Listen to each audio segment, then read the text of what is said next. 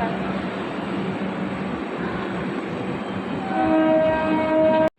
সেদিন সকাল সকাল বেরিয়ে পড়লাম 4 বন্ধুরা মিলে কালীঘাটে। কালীঘাট মন্দিরে মা কালীর কাছে পুজো দিতে। শ্রাবণ মাস পড়েছে আর সেদিন ছিল শ্রাবণ মাসের প্রথম শনিবার। স্বাভাবিকভাবে যে কোনো কালী মন্দিরে শনি মঙ্গলবার ভিড় হয়েই থাকে। সেটা মাথায় রেখেই যতটা সম্ভব হয়েছে তাড়াতাড়ি বেরোনোর চেষ্টা করেছি।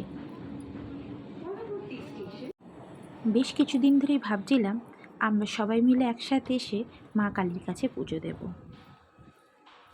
কিন্তু যে কোনো কারণে সেটা আর হয়ে উঠছিল না। তাই সেদিন পুজো দিতে যাওয়াটা আমাদের হঠাৎই ঠিক হয়েছিল।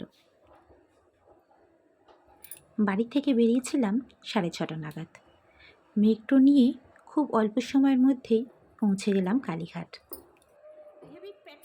সেখানে স্কাইওয়াক ধরে একদম সোজা পৌঁছে গেছিলাম মন্দিরের সামনে। হ্যাঁ, বাহ, কি সুন্দর ফাঁকা ফাঁকা আছে গো।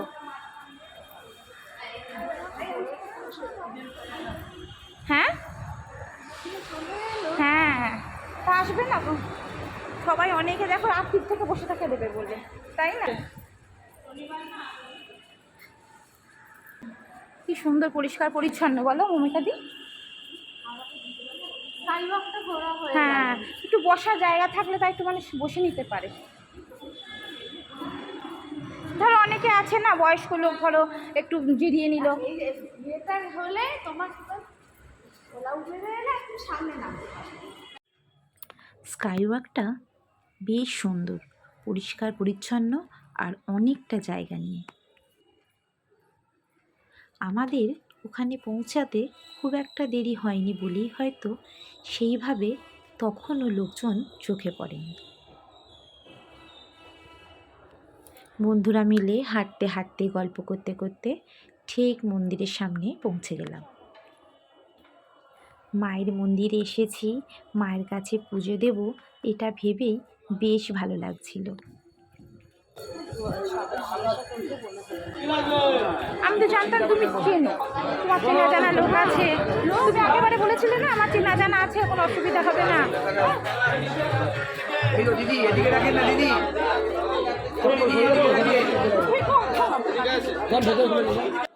মন্দিরের ভেতর থেকেই পুজো দেওয়ার জন্য ডালা নিয়ে নিয়েছিলাম, যাতে ছিল প্যাঁড়া, ধূপ, মোমবাতি, একটা জবা ফুলের মালা, আলতা, সিঁদুর, একটা লাল টিপের পাতাও ছিল, আর ছিল লাল একটা ছোট্ট উড়নি।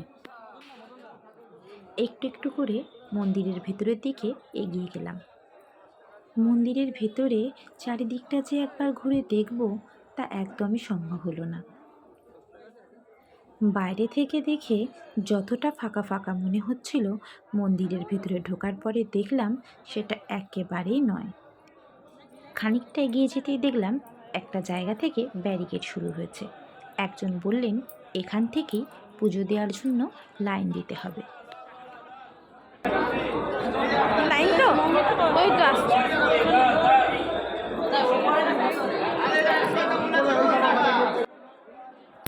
একে তো শনিবার, তার উপরে শ্রাবণ মাসের প্রথম শনিবার, তাই সকাল সকালই অনেক মানুষ, অনেক ভক্ত চলে এসেছে মায়ের কাছে পুজো দিতে।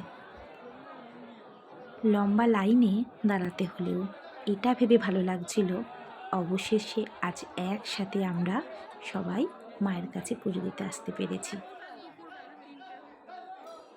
মমিতাদি বলো কেমন লাগলো? একটু লাইন তো দিতেই হবে, লাইন তো দিতেই হবে। ঠাকুর দর্শনটা ঠাকুর দর্শনটা ভালো হচ্ছে, যেটার জন্য আসো সেটা সকাল সকাল পুজো দিয়ে আমরা মোটামুটি বাড়ির দিকে তাড়াতাড়ি হয়ে গেল। 8:20। হ্যাঁ, তাড়াতাড়ি হয়েছে। আমরা তো আরো দেরি ভাবছিলাম যে 11টা বাজে, তাই না? মেট্রোতে করেই বলে তাড়াতাড়ি হলো, ওইটা করে আসলে অনেকটাই দেরি হয়ে যেত। হ্যাঁ হ্যাঁ, হয়ে গেছে, বেশি লাইনও দিতে হয়নি, তাই না? হ্যাঁ একদম।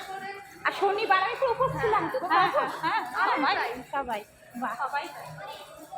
সেদিন খুব ভালোভাবে পুজো দিয়ে বাড়ি ফিরেছি আমরা।